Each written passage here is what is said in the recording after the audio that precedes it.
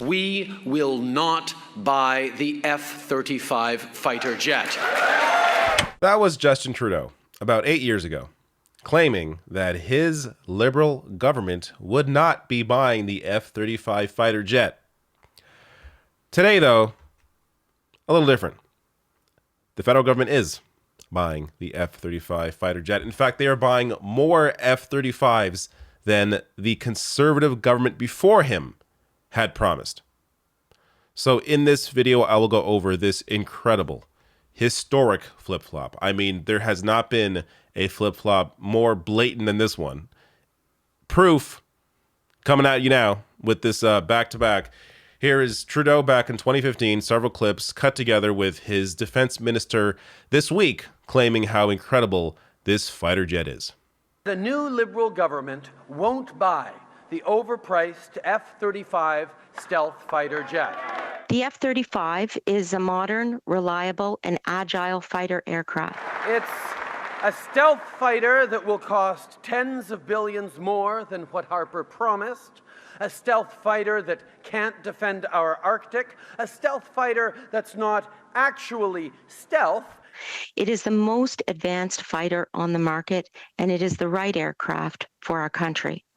Well, this is now the fighter jet that Stephen Harper wants to buy no matter what it costs. This investment is estimated at $19 billion, making it the largest investment in our Royal Canadian Air Force in 30 years. That F-35 might be Stephen Harper's dream, but I can tell you, for Canadian taxpayers, it'll be a nightmare. A nightmare, he says. Trudeau unleashing this nightmare himself now onto Canadian taxpayers. I'll get to context around the price of this, the cost of this, $19 billion. A number like that can be hard to kind of wrap your head around when it comes to how that money could be spent elsewhere. So I'll get to that shortly here. But that clip, those clips back to back, I mean, has there ever been a more clear case of a flip-flop? The only other one that I could really think of that comes close to that is the flip-flop on electoral reform, where in that same campaign, Trudeau also promised that this would be the last time that we would have first past the post, and then they went on to completely reverse their decision and not bother at all to address the issue with our electoral system. But that's a different video. Here, Anita Anand, again, the defense minister, goes on Twitter saying, investing in new F-35 fighter jets will deliver clear economic benefits for Canadians. As I told BNN Bloomberg, this project has the potential to contribute over $425 million annually to our economy and close to 3,300 jobs annually for Canadian industry in over a 25-year period. That's it? So I think I just clued into the fact now that this says over 25 years.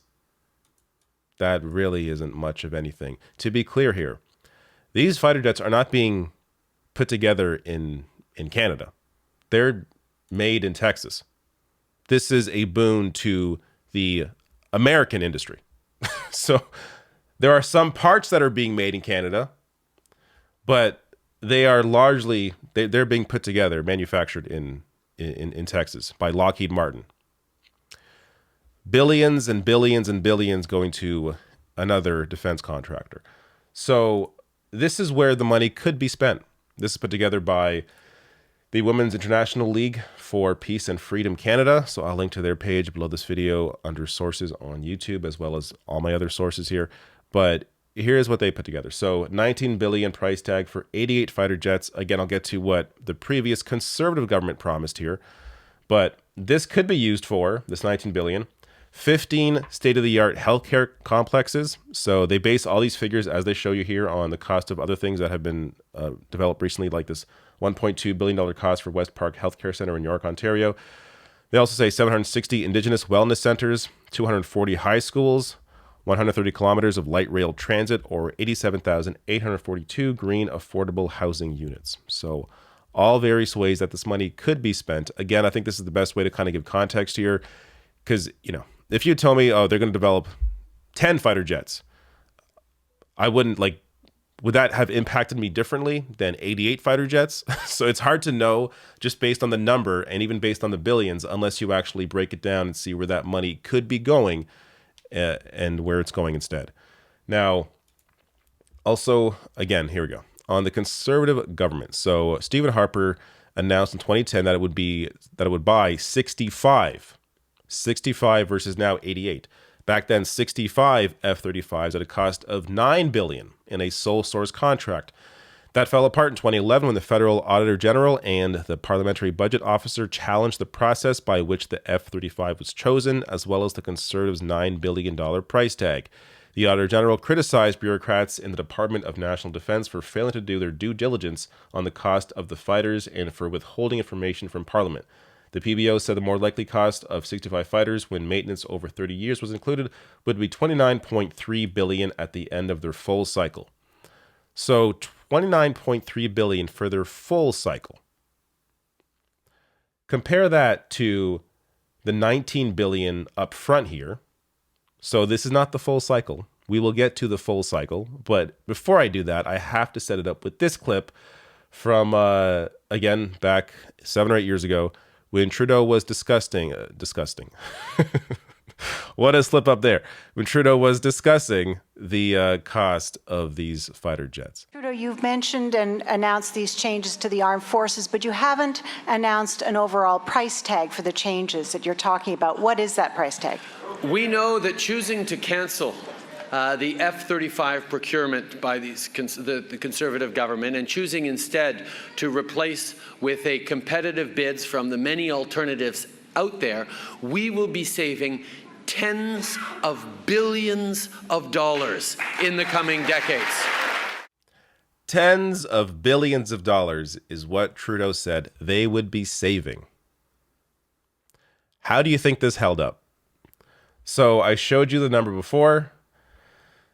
The estimation over 30 years, $29.3 billion under Harper and what he promised with the $9 billion initial price tag, and $19 billion for Trudeau now compared to $9 billion back then for the Conservatives. And by the way, I'm not here to defend Conservatives. Both are terrible. Just to point out the fact that Trudeau, especially when it comes to maybe this issue, foreign policy, not better, and you could argue worse. So $29 billion under the Conservatives over 30 years. Well, now, Liberals eventually planned by 88. The government had originally estimated the project will cost between $15 billion and $19 billion. But critics of the deal say the price tag will go even higher, and the full life cycle cost for the planes is estimated at $77 billion. Trudeau promised tens of billions of dollars in savings for Canadian taxpayers. $77 billion compared to what critics were saying back then about Harper, $29 billion. Now, you could argue, well, maybe they would have added more fighter jets. Harper would have. And that's probably true. But these are the numbers that we have to work with here. And Trudeau is not saving tens of billions of dollars. He's spending more than double what was initially going to be spent. Just incredible. So, going on here, these planes, just to end on this, they're also plagued apparently with technical problems. That was also part of the headline I showed you earlier from, I think it was here, F-35 deliveries halted after Texas mishap. So this is just from a few weeks ago, where a plane apparently, it was hovering over, like, I guess this is through testing, it was hovering over the tarmac, and then it kind of crashed. So there's apparently ongoing technical issues with this plane. They write here, in April 2022, the U.S. government watchdog, the Government Accountability Office, reported more delays in operational testing that is needed to be completed so full rate production of the F-35 can begin. There are still hundreds of problems left to solve on the aircraft, and companies are redesigning and replacing equipment on the planes that have already been delivered. Can you imagine this in any other industry, in almost anything else, where this kind of investment, initially $19 billion, to buy these planes, where there's still hundreds of problems left to solve, and the companies are currently in the process of replacing equipment on the planes to try and fix these problems. While all of this is going on, the Canadian government has agreed to buy 88 of them.